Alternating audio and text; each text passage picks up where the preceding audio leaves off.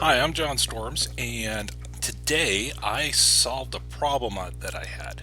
So I'm at this awkward stage where I'm converting over to RGB, right? So let me do stop sim. So before I had, for my wreaths and some of these snowflakes, I had single channel elements. Like I call this my T1 wreath, and this is my T3 wreath.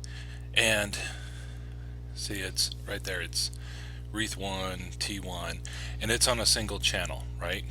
Down below there you can see it's on channel 515. Well, I'm replacing that with an even bigger wreath with 125 pixels. And I have my new channel configuration in place, so it's all set up. It's sitting there on channel 12. But what I want to do, just for a starting point, is I want whatever my old wreath used to do, I want the new wreath to do. But I set it up with tracks and I started copying and pasting, and it was going to take a horrible long time to take all like 50 whatever songs that I have and convert them over just to do what I'm already doing. Okay, so I want to take this guy, this wreath, and I want to make him, and I may want to make this new big mega wreath do everything he's doing. And this is a DMX driven thing.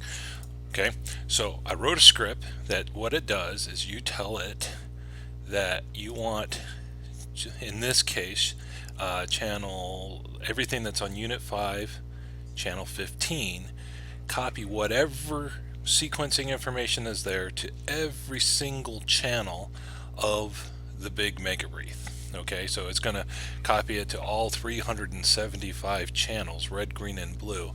Now that's obviously I'm going to want to do more, but this is a really good starting point. Okay, so if I'm not able to get back to the song, what can I do? All right, so let's see. So I put it in the simulation mode. Okay, and I play and watch for the wreaths, right? And this is the unchanged version. I assume it's doing this thing. You'll see little wreaths. See? Little wreaths. I want the big wreaths. Okay? And I set up these really great tracks. Like if you see this, I have my tracks for my wreath, and I got like the old ones next to the new ones, so it's easier to copy and paste. It's still a major pain in the butt. And then I also have these snowflakes that I've converted over so far. Same thing.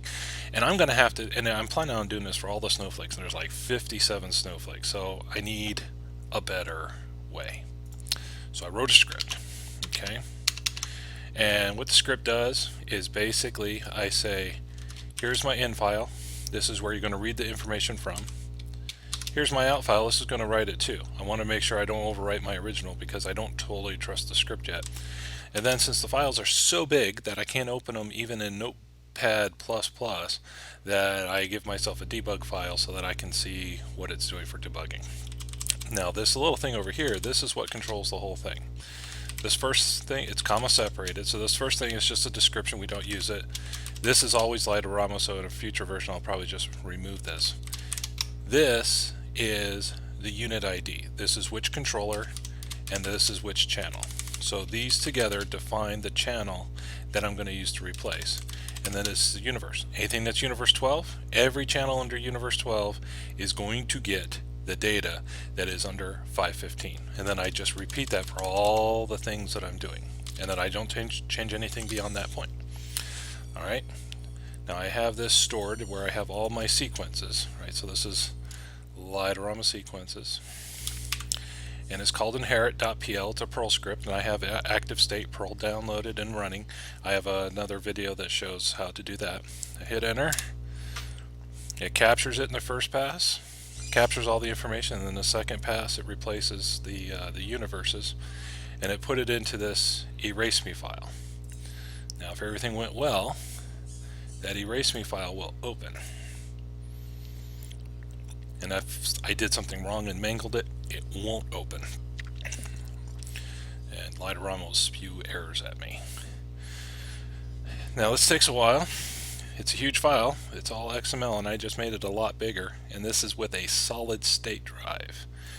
And I think I have something ridiculous like 32 gig of memory on this. Okay, so I got the new one loaded up. So if everything went well, if I play it, I should get big greased. So I hit play sequence editor. And it thinks, because it's a freaking huge file. And we watch for the big wreaths. Here they come. Big wreaths! There they are! Ah. The snow glows white. So this makes the effort so much easier. So, okay, I spent half a day writing the script, but actually I spent a couple hours writing the script. I spent most of the half of the day debugging the script because the files are so big, you can't really, it's hard to see what you're doing. So it's kind of like doing it in the blind. But this is going to save me so much time because I can say whatever you're doing for this single channel, do it for this entire universe. And I can do it for as many as I want, and I can use this for years to come.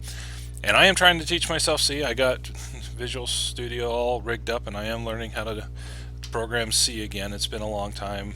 I haven't done Windows before, but so far it's been pretty easy, and hopefully I'll turn this into a real application for people that are Perl impaired. So anyway, it solves my problem, and we're just sharing it with you. Bye.